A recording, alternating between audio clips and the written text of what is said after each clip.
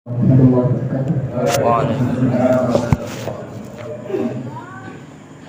ingin bertanya tentang Ustaz, mati syahid. Kata Ustaz, mati mendadak tuh bisa termasuk mati syahid. Tadi lapangan bola ada orang mati mendadak.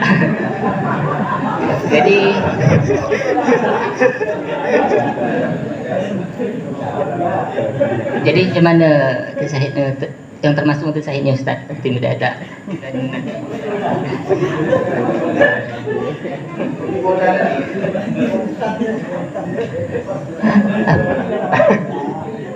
Mati ya, kita mendoakan orang mesti husnul khotimah. Misalkan orang tu kita lihat melakukan kemaksiatan atau orang menzalim kita, kita doakan mati husnul khotimah. Macam mana Ustaz? Boleh tak? Siap. Mungkin ya. Sallallahu ala Muhammad. Baik, yang pertama mati di lapangan bola. Begini, yang disebut mati mendadak di situ itu mati mendadak yang dikarenakan sesuatu misalnya yang menyakitkan. Mati mendadak disebabkan sesuatu yang menyakitkan. Contoh macam mati tabrakan, mati tertimpa tertimpa pohon, tertimpa rumah, atau mati jatuh dari kerja. Nah, itu dari tingkat misalnya. Itu mati mendadak yang di situ ada sakit yang dirasakan. Sekarang tengok yang mati di bola tadi itu. Ya, makan bola. Kalau mati dia kena, misalnya taruhlah kena tendang bola gitu. Kena bola gitu. Karena bolanya terlalu kuat, lalu dia mati misalnya, berarti ada sebabnya, sebab yang menyakitkan dia. Maka bisa mati syahid. Tapi kalau duduk di situ lalu lunglai lalu mati bahasanya, itu mati mendadak, tapi tidak masuk kategori mati syahid. Tak kategori mati syahid. Kedua gini, mati itu kata Nabi, matu ala ma'asyu alaihi, atau mata ala ma'asya alaihi. Orang itu mati Pak sesuai hobinya waktu itu. Oh iya, orang yang barangkali suka nonton bola gitu kan, mati di lapangan bola. Ada orang yang misalnya suka sholat, mati dalam keadaan sholat. Ada orang yang suka baca Quran, mati dalam keadaan ngaji.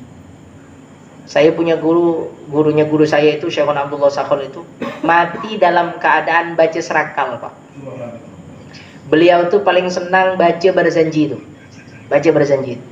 Sakit sudah, beliau sudah tak berdaya, itu minta diwudukkan, dan kemudian beliau minta diambilkan barzanji.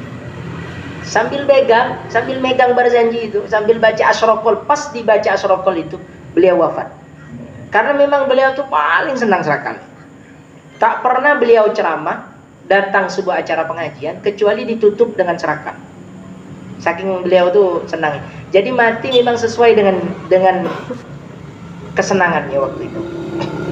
Ada lagi namanya santrinya Syekh Ismail Zaid di Mekah itu. Itu wafat dalam keadaan mengajar. Yang baru-baru lah misalnya beberapa tahun yang lalu, pimpinan Majelis Rasulullah Al-Habib Munzir Al-Musawar itu wafat waktu beliau berada di majelisnya, di majelis sholawat. Jadi orang itu mati sesuai dengan hobinya. Nah sekarang kita tinggal tengok kita nih hobinya di mana Pak. Tapi mudah-mudahan hobi kita hobi yang baik-baik, hobi yang bagus, hobi yang diridhoi Allah Subhanahu wa taala. Amin ya rabbal alamin. Yang kedua, mendoakan orang mati husnul khotimah. Itu harus.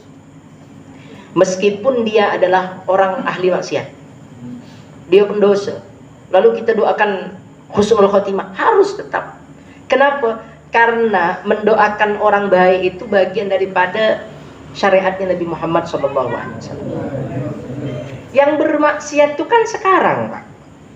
Dan Allah itu berhak mengubah nasibnya, berhak.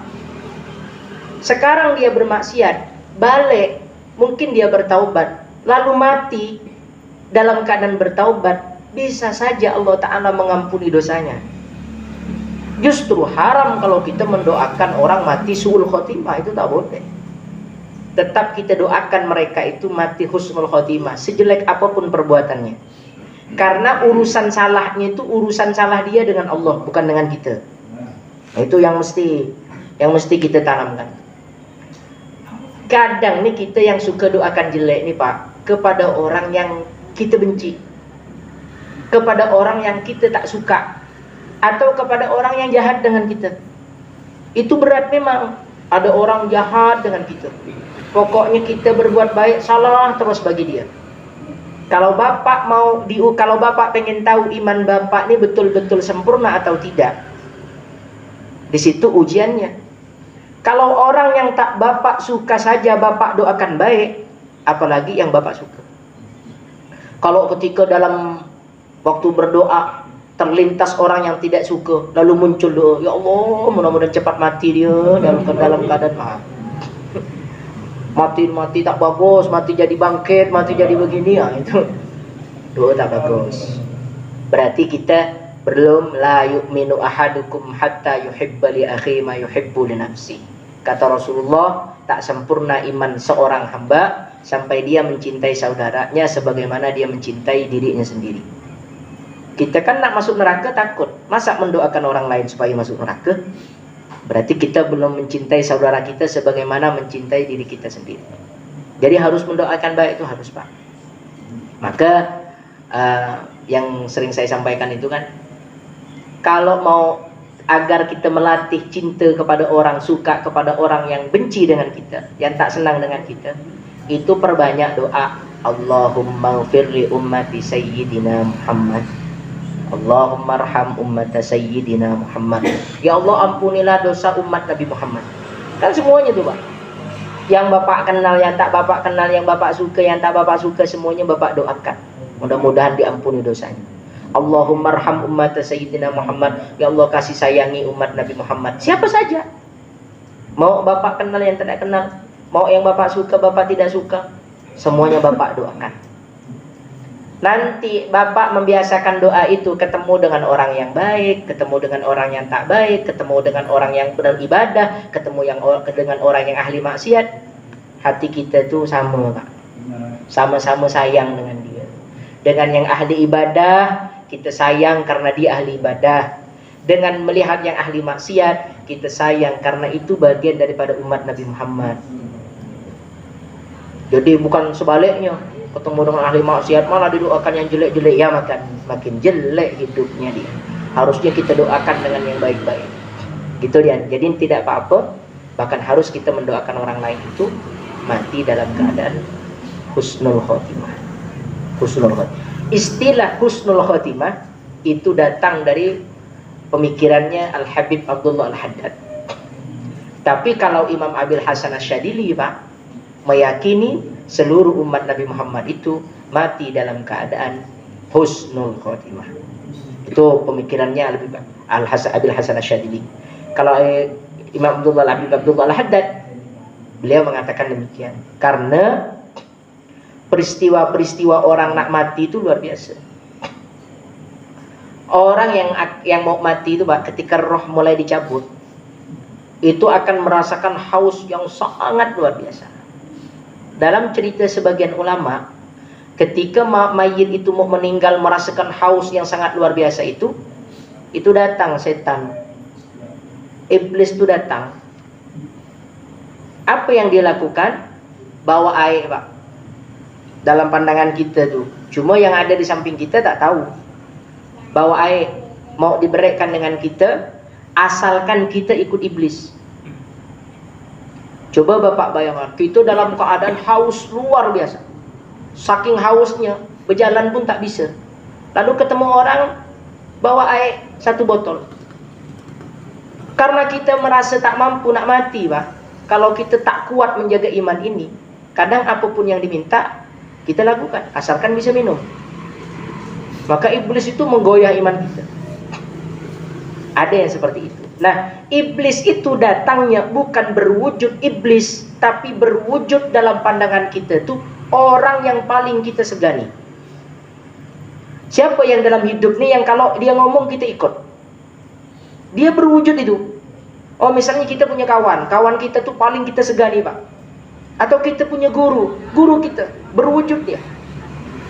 Maka kalau tak mendapatkan hidayah pertolongan Allah, khawatir kita tak selamat. Itu final, Pak. Final, asli final. Kalau di situ kita kalah dengan iblis, habislah cerita kita. Tapi kalau di situ kita menang, kita selamat, sabit imanana, iman kita tetap kuat, iman kita tetap mantap, insya Allah di alam kubur pun lebih gampang, lebih mulus, lebih indah jalannya. Mudah-mudahan itu yang kita raih. Amin ya rabbal alamin.